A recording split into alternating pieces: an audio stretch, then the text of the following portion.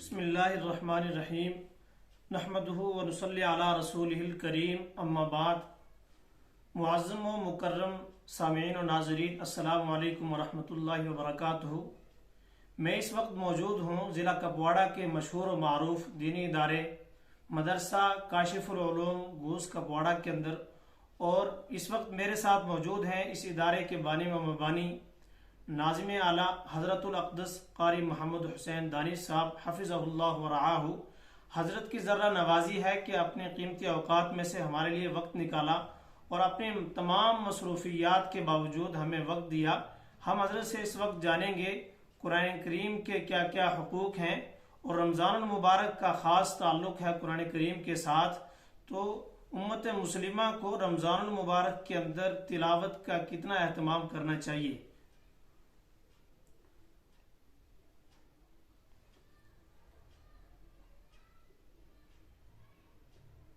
बिस्मिल्लाहिर्रहमानिर्रहीम। अल्लाहुम्मा सल्लि अला मुहम्मद व अला आलि मुहम्मदिन कमा सल्लैता अला इब्राहीम व अला आलि इब्राहीम इन्नका हमीदुम मजीद।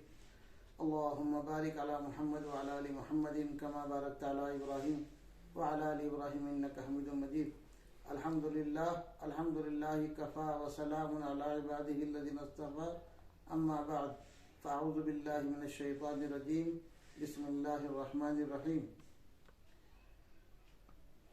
हुवल्लज़ी बअस फ़िल उम्मिय्यीन रसूलन मिनहुम यतलू अलैहिम आयातिही व युज़क्कीहिम व युअल्लिमुहुमुल किताब वल हिकमह व इन कानू मिन क़ब्लु लफ़ी ज़लालिम मुबीन।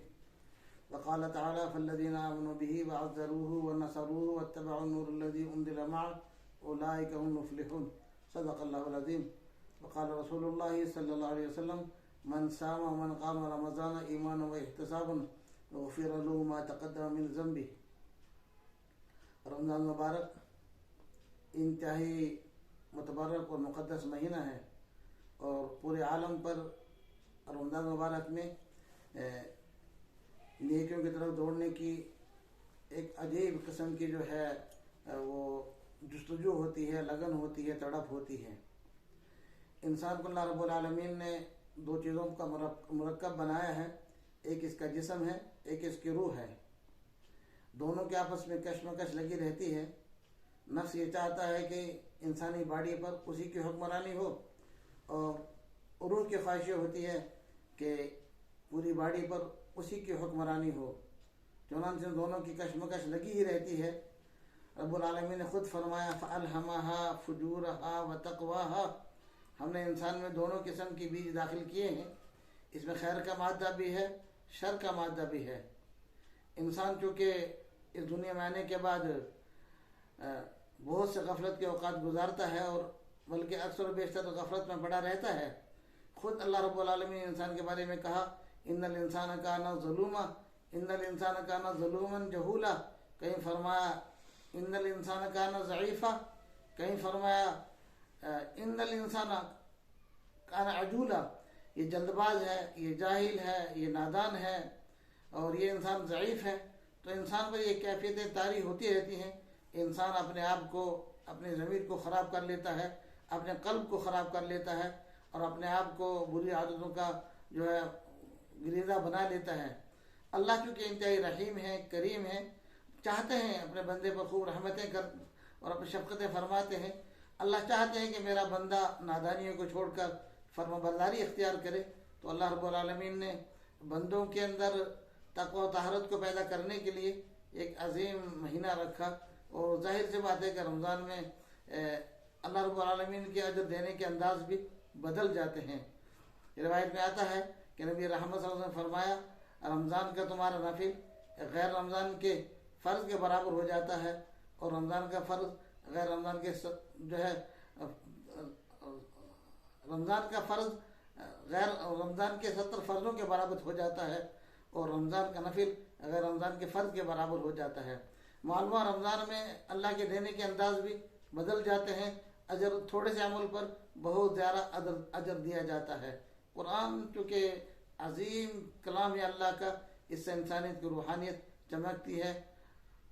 इंसान पाक और साफ़ रहता है, इंसान का क़ल्ब पाकीज़ा रहता है। इसलिए कुरान पाक की तरफ ज़्यादा तवज्जो देने की भी ज़रूरत है। खुद नबी रहमत सल्लल्लाहु अलैहि वसल्लम फरमाया जो शख्स रमज़ान में रोज़ा रखे ईमान और एहतसाब के साथ, और जो शख्स ईमान और एहतसाब के साथ क़याम करे यानी तरावीह पढ़े या कुरान पाक के साथ अपने आप को मशगूल रखे, गुफ़िर लहू मा तक़द्दम मिन ज़ंबी, उसके सारी की सारी ख़ताएँ माफ़ हो जाती हैं, सगीरा अमाल के ज़रिए से, कबीरा तौबा के ज़रिए से।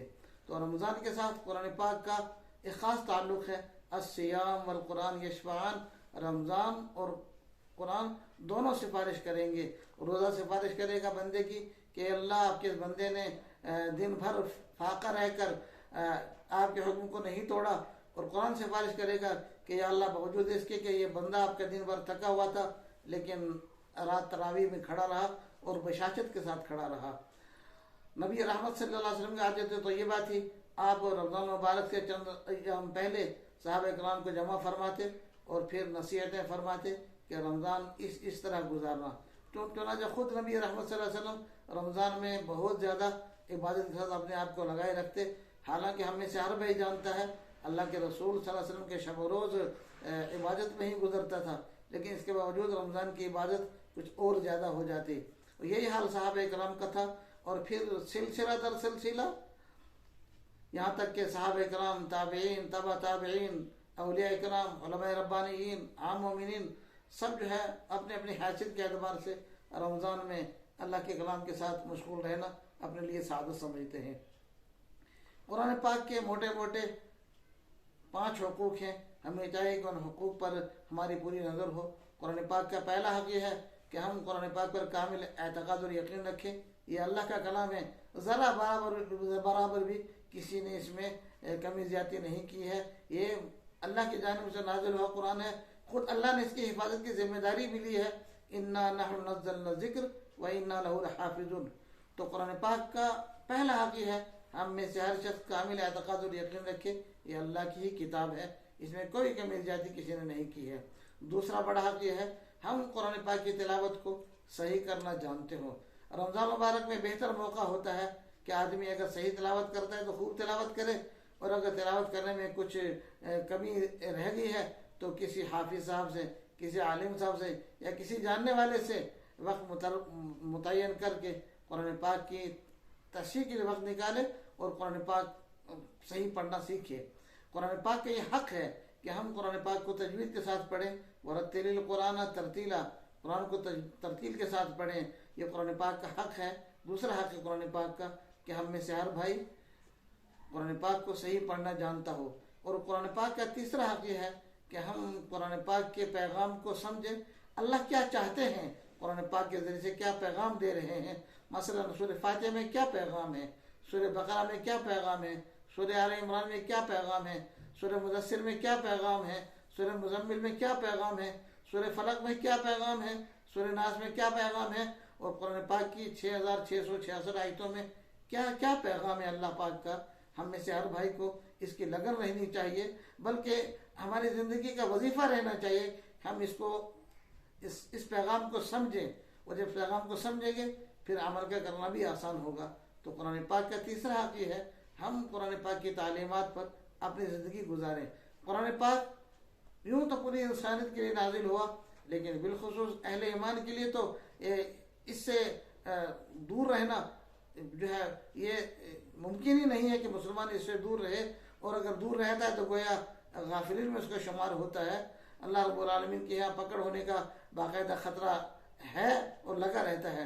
तो कुरान पाक का तीसरा हक़ है हम कुरान पाक की तालीमात पर अपनी ज़िंदगी गुजारें, और नबी रहमत सल्लल्लाहु अलैहि वसल्लम ने कुरान पाक की तालीमात पर ज़िंदगी गुजारने हमें सिखाया है किस किस तरह जो है कुरान पाक की आयत पर तुम अमल करो।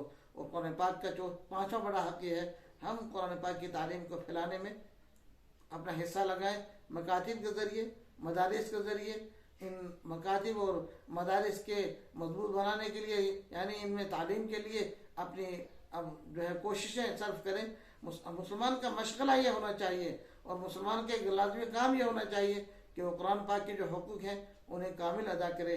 अल्लाह पाक जो है आने वाले रमज़ान में हमें बहुत ही हिम्मत के साथ कुरान पाक की तिलावत के साथ अल्लाह पाक हमें लगाए रखे।